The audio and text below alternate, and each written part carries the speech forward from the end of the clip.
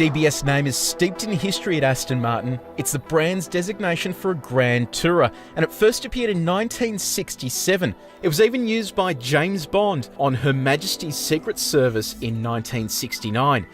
Fast forward to 2018 and Aston Martin has unleashed the DBS name again.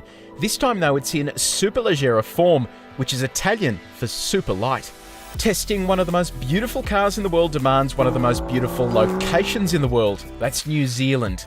This is where we'll figure out whether the British supercar lives up to its grand touring credentials.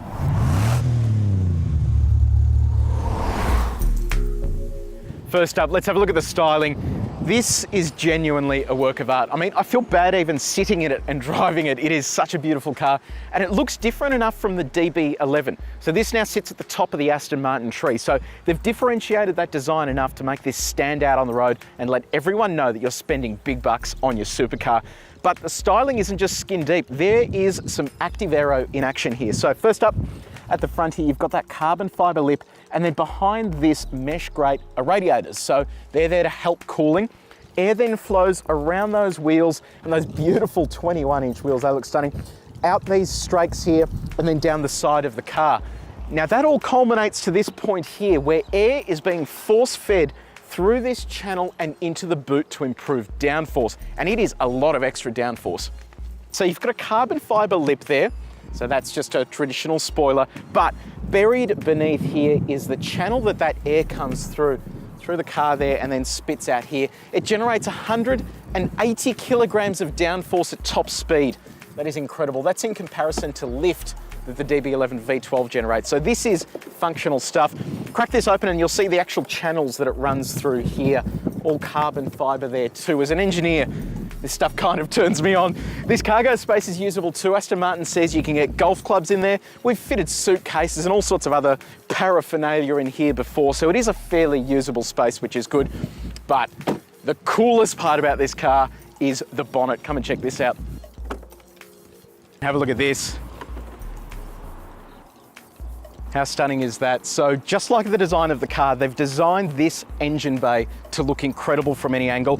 You can see exposed suspension components there, that aero at work there, and just all of the intricate detail that has gone into making this car perform the way that it does.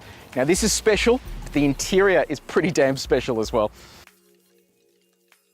As the pilot of this jet, this is where you control everything, and what a place to be. It looks absolutely stunning. Aston Martin lets you configure everything here, and this spec in particular is beautiful. You can see these carbon fibre-esque inlays, leather as far as the eye can see, and a beautiful leather stitching there on the roof as well. The steering wheel sits perfectly in the hand. It's not quite a perfect circle, but it's beautiful to drive with, and then all of these surfaces that should be metal are metal. I'd love to have one of these on my desk. It's seriously cool. Now, gone is Aston Martin's old infotainment system. Instead, the collaboration with Mercedes-Benz has brought this, the old command system. It's not fantastic as you get hovercraft as well, but it is an improvement and it's fairly easy to use with voice recognition as well. Head of the driver, LCD screens that show all your critical functions, so gone are analog gauges. And then there's creature comforts like this, a retractable electric armrest where you can put all your odds and ends. There's a couple of seats in the back as well, but I don't think you're going to be fitting anyone in there anytime soon.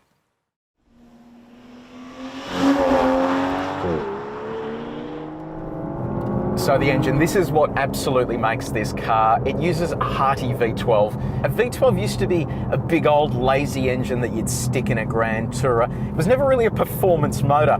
Well, Aston Martin changed the game there by strapping 2 turbos to this V12. So it's a 5.2 litre.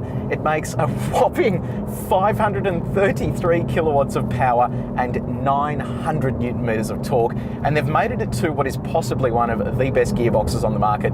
It is a ZF Sax unit, 8-speed automatic, and because of the torque and those 305 wide tyres at the rear, it's torque limited in first and second.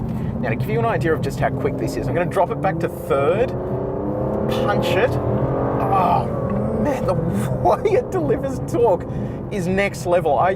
My motto is you can never have too much power, but this is genuinely something else. Lost for words. This is absolutely epic.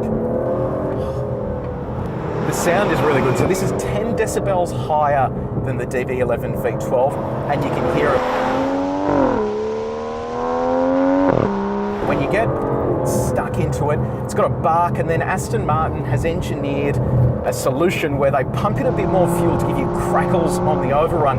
So as you're going there and pumping through these gears, you can hear the engine working, dialing back through the gears. It's popping, it's cracking. There's a whistle as well. Like, I mean, it is just stupid. Suspension is so important in a supercar, and Aston Martin has nailed it. You've got 3 levels of adjustment for the ride, and that's thanks to adaptive damping. You've got a forged double wishbone setup at the front, and then a multi-link setup at the rear with adaptive damping on all 4 corners. It means that when you're in and around town, you can stick it in the GT mode, which is one of the 3 modes available. It soaks up bumps beautifully. You can hit potholes and you don't get jarred through the cabin. And this is something that supercars were never really good at. But then if you do want to hit the track or find some windy corners, you start dialing through the settings with this button on the steering wheel. It goes to Sport and Sport Plus. And it's there where the ride really firms up and delivers that zero body roll experience. In addition to customizing suspension, you can independently customize drive modes. So if I want to tootle around, I hit the S button on the steering wheel here, pop it into GT mode, which is just a nice and quiet, serene environment. I see a couple of corners coming up, slap it into Sport, and if I want to go ballistic, we go all the way to Sport Plus, and that's where this thing really opens up and starts singing. Aston Martin calls this the Super Light. Well, a little bit of a furphy, because while it is about 70 kilos lighter than the DB11 V12, it's still a pretty heavy car at around 1,600 kilos, but you'd never really pick it. It almost has a perfect weight distribution. The feel through the steering wheel, it's that noise again.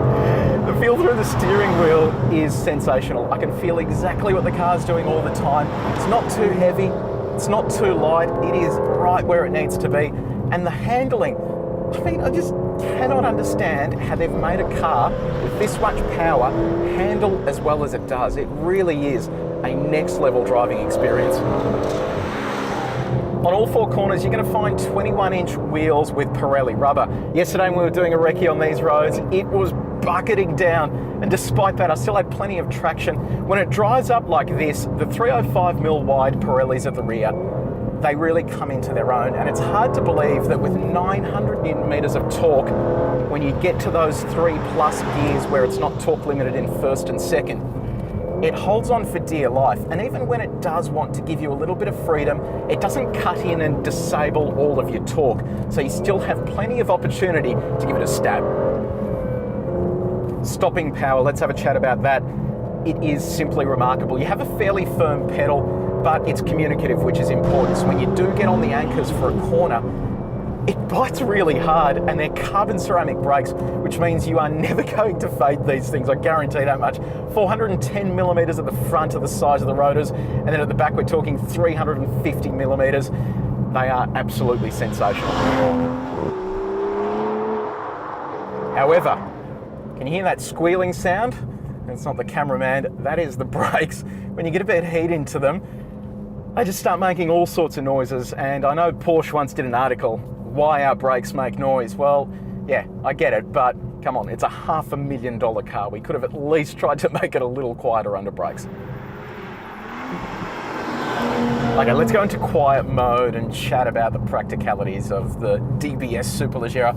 Visibility, I can see perfectly out the front. It's a narrow window at the back, but yeah, it's fine. The wing mirrors are huge as well, which is important. I mean, stylish mirrors are great, but they have to be effective, and this is fantastic. I can literally see everything to my side. I've also got a mirror on that side that is perfectly open as well. Then on top of that, I have blind spot monitoring. So if I go to hit the indicator and there's a car there, I've got a message here and a beep that says, hey, there's somebody in your blind spot, don't merge into them.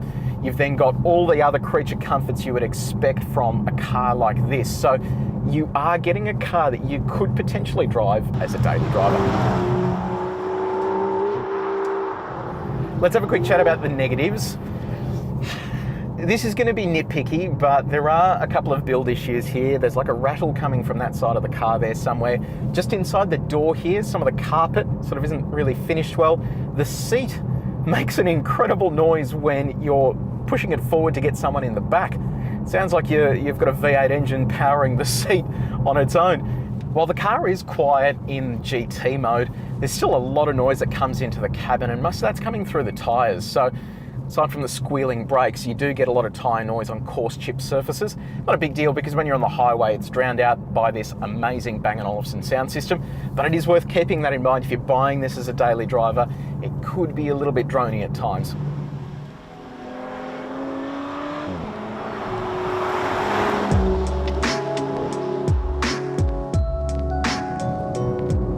There is absolutely no denying this is one of the best looking cars in the world. Is it as quick as an 812 Superfast? Who cares? It is better looking than any Ferrari. Is that a bitchy thing to say?